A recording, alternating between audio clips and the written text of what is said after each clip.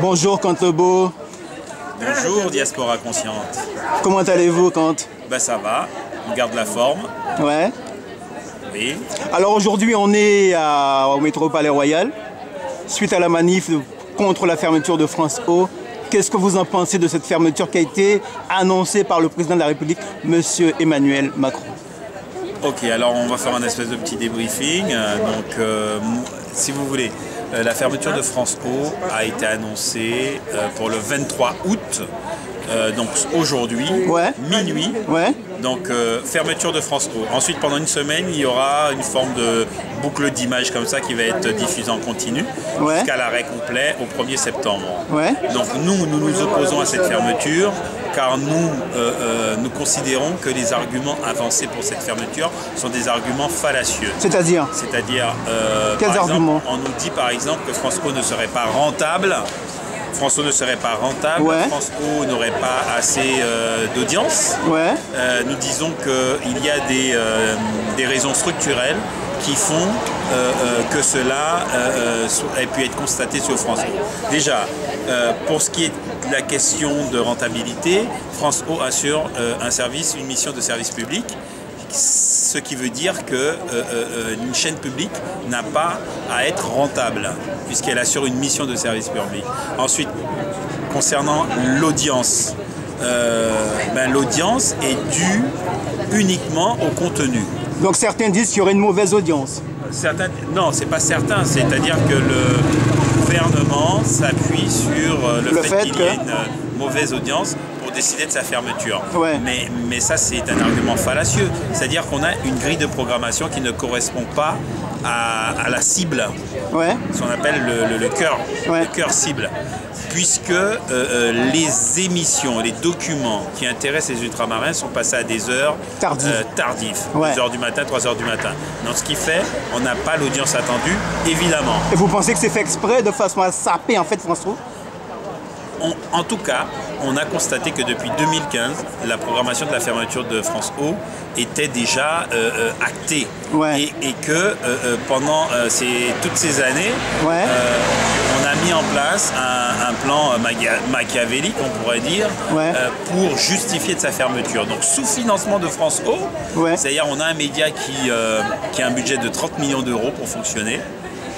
Comparativement, on peut prendre France 4 qui a un budget de 75 millions d'euros, ouais, qui fait 0,5% de part de marché, et France O qui a 30 millions d'euros de budget et qui fait 0,3% de part de marché. Donc l'argument du financier n'est pas valable en fait. Donc non, l'argument financier n'est pas acceptable, n'est pas justifié en tout cas, et on pense que c'est juste une logique purement financière.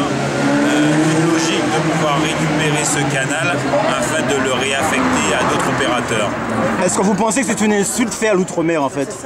Mais c'est une insulte à plusieurs titres. D'une part, on a une série de maltraitances qui ont été faites en direction des ultramarins. On a l'empoisonnement au chlordécone, on a le non-accès à l'eau potable, on a les sargasses qui n'ont pas été traités, on a les congés bonifiés qui ont été supprimés pour partie, ouais, et aujourd'hui la fermeture de France O qui est la goutte d'eau qui fait déborder le vase. Je vous rappelle que le candidat Macron avait promis devant les associations ultramarines qu'il ne fermerait pas France O, et le président, lui, par contre, a renié la promesse du candidat et nous a planté le couteau dans le dos en fermant France O, en donnant son aval. Donc, nous allons résister et nous résistons puisque nous sommes un peuple qui depuis toujours connaît cette forme de résistance, de résilience qui nous permet de rebondir sans cesse face à des situations catastrophiques. Donc nous allons résister, nous disons non, nous dirons non, nous allons utiliser toutes les voies de recours. Nous allons utiliser tous les voies de recours pour pouvoir empêcher la fermeture de France O. Nous allons par exemple saisir le tribunal pour contester le décret. Quel tribunal? Le tribunal administratif. Ouais. Pour contester le décret. Parce que c'est un décret qui sera promulgué au 1er septembre. Ouais. On a 2 mois pour contester un décret. Donc, par l'intermédiaire de notre avocat, on contestera ce décret-là. Ensuite, entre le 23 août et le 1er septembre, on a une fenêtre de 7 jours. On fera en sorte d'avoir un rendez-vous avec la ministre de la Culture pour lui présenter le cahier de doléances qu'on a conçu, qu'on a écrit. Voilà, pour donner nos revendications, que si jamais France O fermait et que France Télévisions devait reprendre à sa charge la visibilité des ultramarins, il faudrait respecter ce cahier de doléances. France O, la fermeture est programmée pour quand en fait, la date? Alors, 23 août. Ouais, aujourd'hui. 23 août aujourd'hui, donc ce soir à partir de minuit. Mais comme il faut attendre la publication du décret pour que ça soit effectif, donc pendant une semaine, ils vont nous diffuser des bulles d'images jusqu'au 1er septembre. Et au 1er septembre, France O sera fermé définitivement. Que répondez-vous concrètement à ce mépris qui est envoyé très fort à l'outre-mer, où nous constatons qu'il y a pratiquement plus de visibilité, nous concernant précisément Guadeloupe, Martinique, Guyane? Ben écoutez, c'est simple, c'est que nous allons apporter une réponse politique. C'est-à-dire que la question de France O deviendra une question politique. Nous allons nous constituer en créant un parti. On a pensé au parti ultramarin réuni, par exemple, ou peuple ultramarin réuni. Donc on se constituera en parti politique et on ira en porte-à-porte voir les ultramarins pour leur expliquer pourquoi il faudrait que leur vote soit déterminant pour qu'on ait une télé 100% ultramarine ou qu'on ait une renaissance de France O. Est-ce que vous pensez qu'il y a une volonté délibérée de vouloir fermer France O en pleine crise sanitaire? Quelle résonance que ça a chez vous en fait? Écoutez, ce qui est assez paradoxal, c'est que en pleine crise de Covid, normalement, on ne pouvait pas voyager. On ne peut pas voyager facilement. Donc, le seul lien que nous avons avec nos territoires, c'est France O. Parce que c'est France O qui est un lien irrépressible entre les ultramarins de l'Hexagone et les ultramarins des Outre-mer. 8 000, 10 000, 16 000 km, suivant l'endroit où on se situe dans le département ou territoire des Outre-mer. On a besoin de savoir ce qui se passe. En plus de ça, France O assurait une fonction de transgénérationnalité, puisque que l'on soit enfant, que l'on soit parent, que l'on soit grands-parents, on avait ce lien-là qui pouvait nous permettre de nous de communiquer. Tu penses que cette fermeture-là s'est fait exprès de façon à chercher à casser ce lien entre l'Hexagone et les Outre-mer en fait? Mais plus généralement, c'est pas forcément spécifiquement là-dessus, plus généralement c'est un mépris envers les ultramarins, c'est une manière de nous empêcher d'exister. Nous invisibiliser. Ouais. On était déjà invisible, on essayait d'exister à travers France O, ça sera plus possible, mais c'est une manière de nous dire que vous êtes toujours régi par l'article 28 du Code noir. Que dit l'article 28 du Code noir? Balançons clairement les choses, excusez-moi de te couper. Est-ce qu'on est toujours régi par un système colonial qui nous empêche d'exister, d'être visible en fait? Bien évidemment, puisqu'on voit que la fermeture de France O n'a pas subi de consultation nationale. Ça veut dire qu'on n'a pas consulté les ultramarins, on leur a dit il n'y a pas d'audience, c'est pas rentable, voilà, ça sert à rien, et bien on vous ferme ça. Pourquoi ne nous avoir pas consulté? On aurait pu consulter les ultramarins, tout à fait. On aurait pu consulter la population française, puisque les ultramarins ne sont pas les seuls intéressés par France O. On a la population française dans son ensemble qui sont des amoureux aussi de l'outre-mer, qui à travers France O peuvent voyager tout en restant chez eux à travers les documentaires.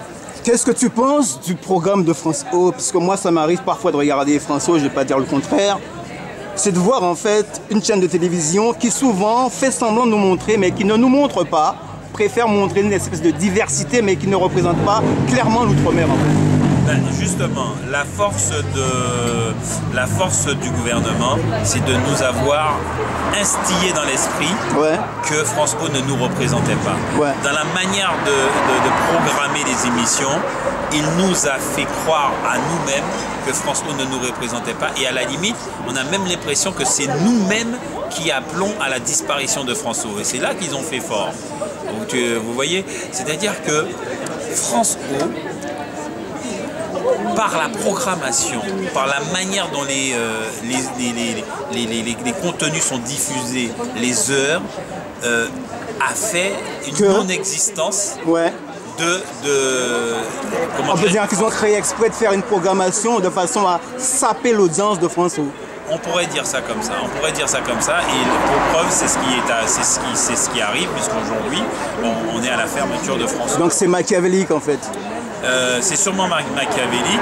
En tout cas, il y a une volonté affichée que les Outre-mer ne puissent pas exister, visiblement à la télé. Il faut toujours garder les anciens esclaves sous dépendance. Dernière question, est-ce que tu peux dire que lorsque tu vois la fermeture éventuelle de France O, que Macron, ce gouvernement-là, il faut dire les choses clairement, nous considère comme des Français? Ben, écoute, ils nous ont dit que la France était une et indivisible, et à ce titre-là, on devrait exister. Dans la fermeture de France O, on voit bien qu'il y a un racisme systémique, un racisme d'État, puisque finalement, on a France-Normandie, France-Bretagne, France-Alsace, tous ces qui existent, voilà, et qui sont sur le même sol de l'Hexagone, et on a nos territoires qui sont à 8 000, 10 000, 16 000 km, on a l'océan entre les deux, on a plus de raisons d'exister que France-Normandie, par exemple. France-Alsace. Voilà, ou que France-Alsace. Donc on voit bien qu'il y a une volonté délibérée d'occulter ce que nous sommes, notre visibilité, de briser le lien. Et Emmanuel Macron, en prenant cette décision, a brisé le lien entre les ultramarins des Outre-mer et les ultramarins de l'Hexagone. Il a jeté un voile noir sur la visibilité des ultramarins, et en ce sens-là, les ultramarins n'oublieront pas. Nous avons encore le pouvoir des urnes, et nous allons nous servir de ce pouvoir-là pour donner des réponses cinglantes. Je te laisse le mot de la fin pour conclure. Quel serait ton mot de la fin à tous les gens qui en regardent, Guadeloupe, Martinique, Guyane, mais aussi à tous les afro-descendants qui vivent dans l'Hexagone, en fait, concernant cette insulte qui nous a été faite, en fait, en disant oui, que Macron va fermer la télévision de l'Outre-mer, en fait. Ben écoutez, je leur dis, voilà, il n'y a qu'une seule réponse. Il n'y a qu'une seule réponse à apporter, c'est la réponse des urnes. Oui, tout à fait. Aujourd'hui, nous avons, sur les 2 années qui viennent, des échéances électorales. 2022. Les régionales et la présidentielle.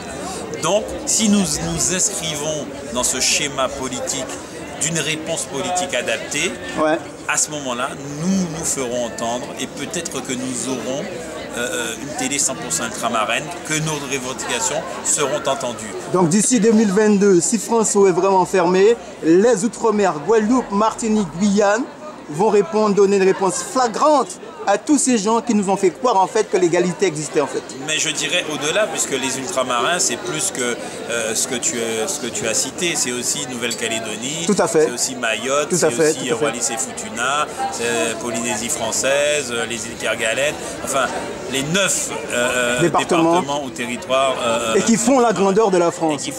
Et qui sans eux la France n'existerait pas. Voilà, donc grâce à ces territoires-là, la France elle est numéro 2 au niveau de la puissance maritime. Elle est l'une des premières puissances spatiales grâce à Kourou.